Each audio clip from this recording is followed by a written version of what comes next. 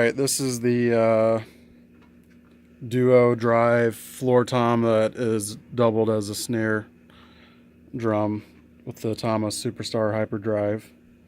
It's 14 inches in diameter. I've already forgotten the depth. It's a shallow floor tom though,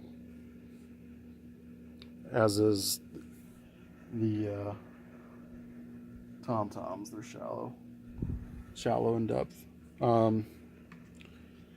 So this snare drum slash floor tom, I'm changing the heads on this soon. I'm gonna leave the stock batter head because it's an actual decent batter head. It's a Evans G1 with Tama branded on it. Oh, G1 reverse dot, so it's got a dot in the center for added durability and to reduce overtones.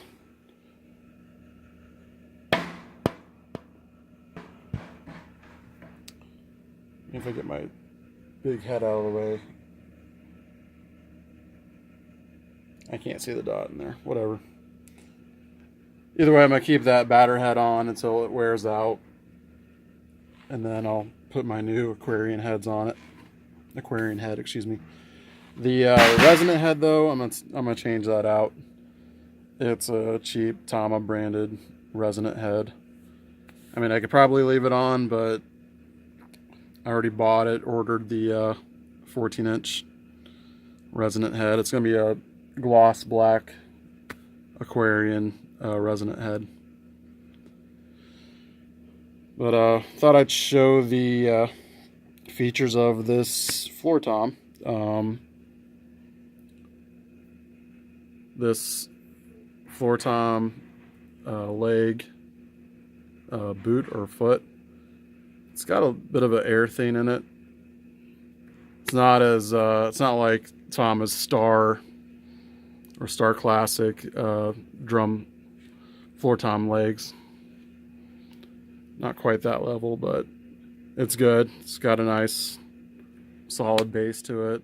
It's wide.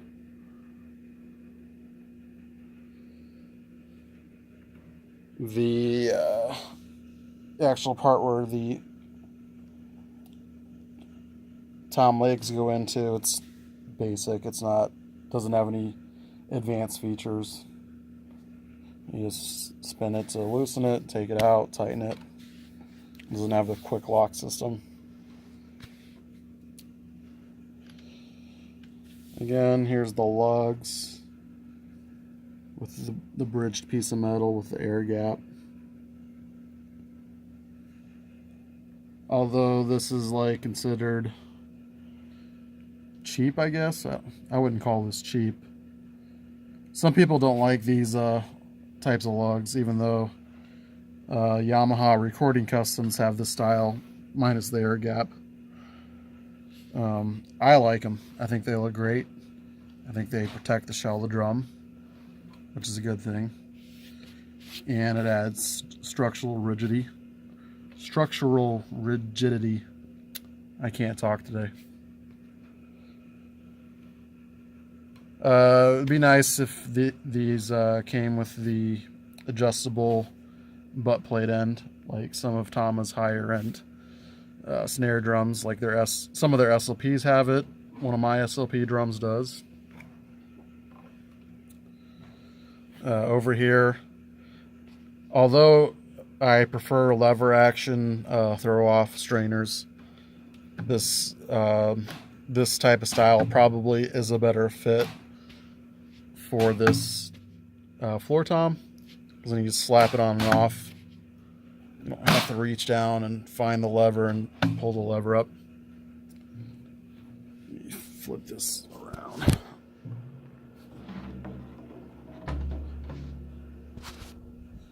Sorry, again, I'm not a professional YouTuber, so very amateur video.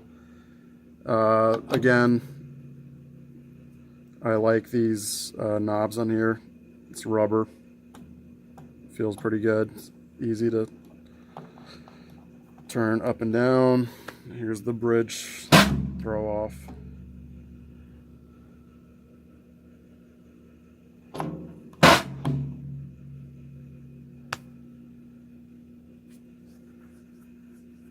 Oh, something I didn't mention in my other video about these drums, the hoops are die cast, but they're not the heavy kind of die cast. I don't know how to explain it. I have die cast hoops on my Tama SLP Birch snare drum, and they're freaking heavy. These are not heavy at all, but they're definitely more solid than your regular triple flanged hoops or double flanged hoops.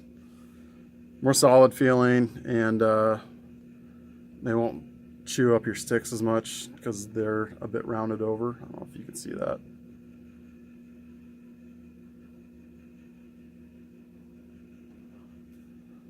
But I think the reason why they're not as heavy as on the snare drum that I have is it reduces ring. Because something about those heavier die cast hoops, I think because they're heavy and more rigid, they put even more tightness on the actual drum head itself. I don't know if I'm explaining that well. But since it's an overall more tight tuning on the drum head, it makes the head itself have more ping to it. I don't know. Somebody that's a far better drummer than me could probably explain it better. But with these, they're a lighter weight, and they don't have as much overtone and ring to them as on their die-cast hoops for their actual snare drums, not these toms.